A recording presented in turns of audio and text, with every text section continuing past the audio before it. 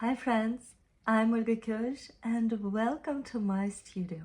Today we are going to paint a robin bird in very spontaneous, loose, wet in wet technique. To draw a bird, let's firstly draw a circle, and then on the left side you make a small wave that will divide a head of the bird, of the robin, from the body.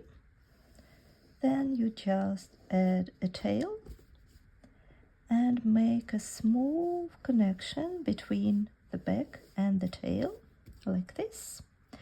Now you can add a wing.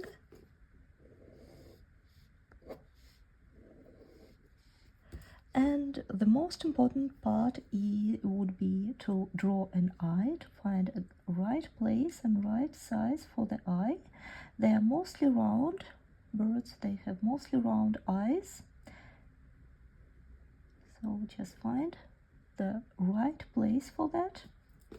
And of course a beak. Let's put it like this, a little bit up. That usually makes birds very cute. And let's find place for the legs, like this maybe. And now our drawing is ready. To paint a robin, I will use satin red and cerulean as my main colors. You can also use cadmium orange, pyrrole orange, cerulean. You can also add phthalo blue. As our first step, let's glaze the area of the body except the area of an eye.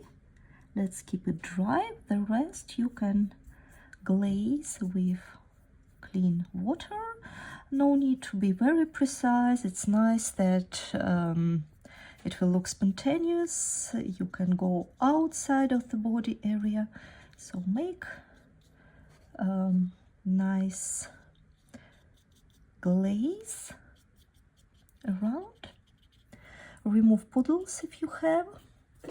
To have water control, you will need a paper towel where you can dab your brush and use your damp brush as a sponge. Now let's start with the chest and the head, and I will use my bright orange. It's satin red. Any oranges, red oranges will work. Just play around, one drop on the chest area, and then you can proceed adding more and more paints. If you lift up a little bit your paper, it will set up the direction for the flow. I would like to add a little bit of orange around the beak right here. Let's have a look. A little bit more to the wing. I'm trying to set up the direction with my brush according to the direction of feathers, how they usually grow. A little bit of orange on the wing area, just like this. Now I wash my brush. I dry it with a paper towel. I will go around, and with damp brush I will just set up a little bit the direction of the flow. Now let's add a little bit of cerulean. It's very bright color, but in mixes with cadmium orange or satin red, it creates very beautiful grayish mixes. So I think it would be great color to use it. Not very evident, but great color to use it for painting robins. I move my brush accordingly to the feathers grows.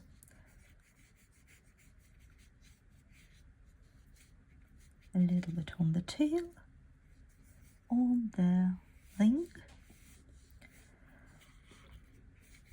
So I'm not moving my brush like this.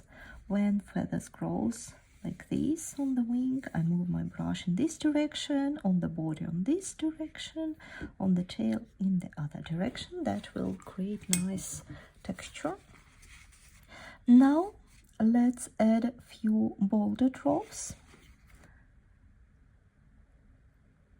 Here the paper is getting dry. We can add a few dry brush strokes around the eye,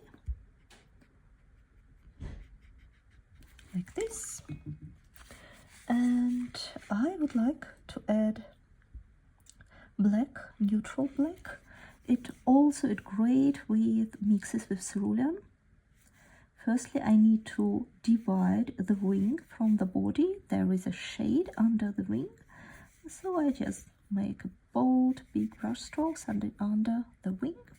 And with the tip of the brush, I go around the bottom part of the body and add more shades in there.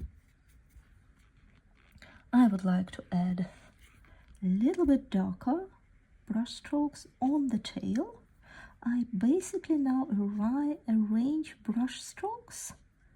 Sometimes I paint with the body of my brush, but mostly I use the tip of my brush, because that helps me to set up the feathers shades. Now we have it all very pale. Now it would be time to add more bright color. I would like to add a little bit, a hint of Windsor red. Hint of Windsor red in my orange red, and paint around the beak, and add a few more brighter red details on the chest. If you don't like how your watercolor spreaded, wash your brush, dry it with a paper towel, and with clean and damp brush you can correct the shape of your watercolor area. You can drag out a few brush strokes. It will create the idea of feathers which we need. And let's add a few dry brush strokes on the top of the head and a little bit on the wing. Now I would like, while this area is still wet, to make it more interesting, I will add a few drops of cerulean, and I will just let them flow and distribute by itself where it's possible, like this, for example. If it is too dry, I wash my brush, dry it with a paper towel, and dilute it a little bit right on the paper. Right on the paper. It looks a bit weird with an empty eye, and we will soon go to that, like this. Now let's play around this area. Again, I will use few very bright brush stroke of cerulean, but really it should be just a few brush strokes. It creates a very bright accent. It's nice to have it in small doses. Now, neutral tint or your favorite blacks. With the tip of the brush,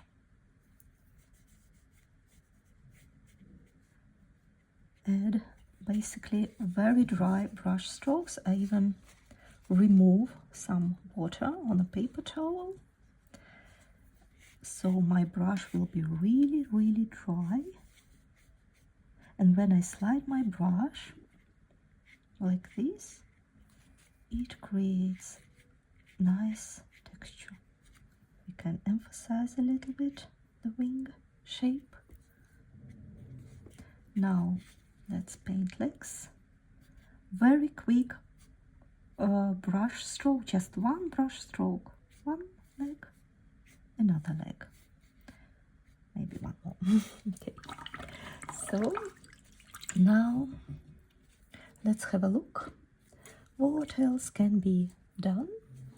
I think this is very pretty, but I would like to dry my brush, dry my brush, and in some areas I will just drag these half wet paints, half wet colors in the directions of feathers, few occasional brush strokes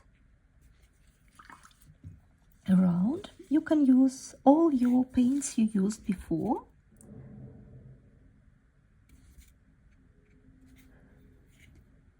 Because all these will combine in a nice way.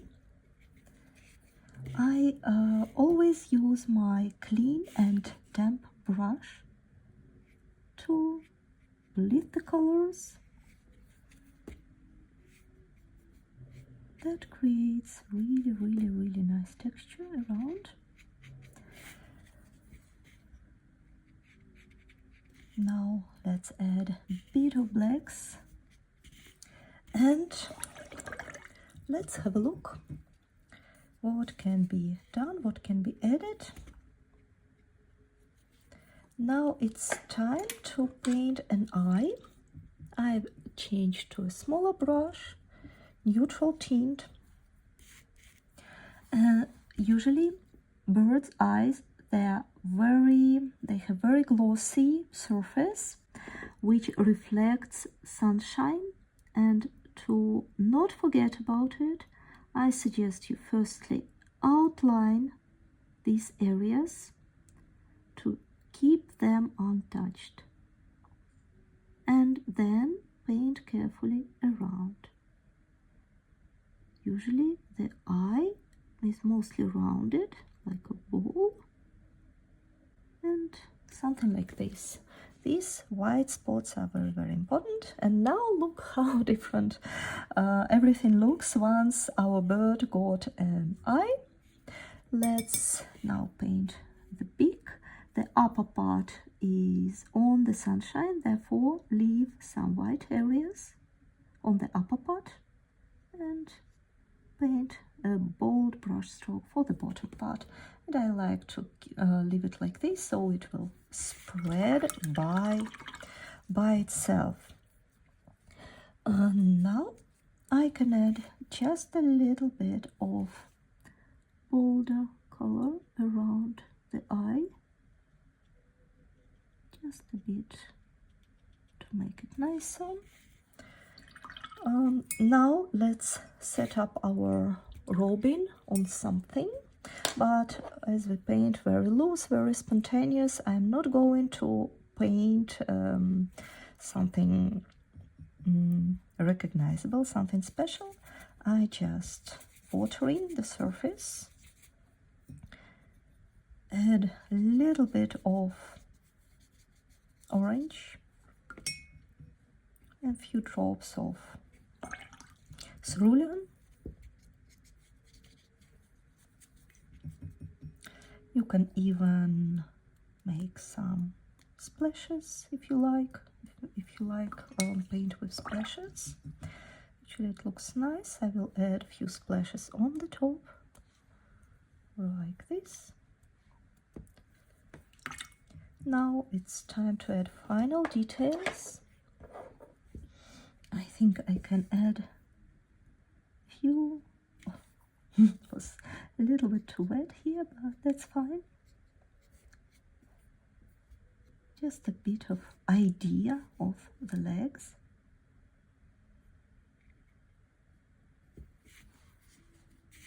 like this. Always have a look through the camera. It helps. And from now on you can either go more with details with dry brush. I will show you just once. You dip your brush on your paper towel, flatten it a little bit, flatten, and add some texture. For example, right here on the very light surface, it would be nice to add just a few of brush strokes.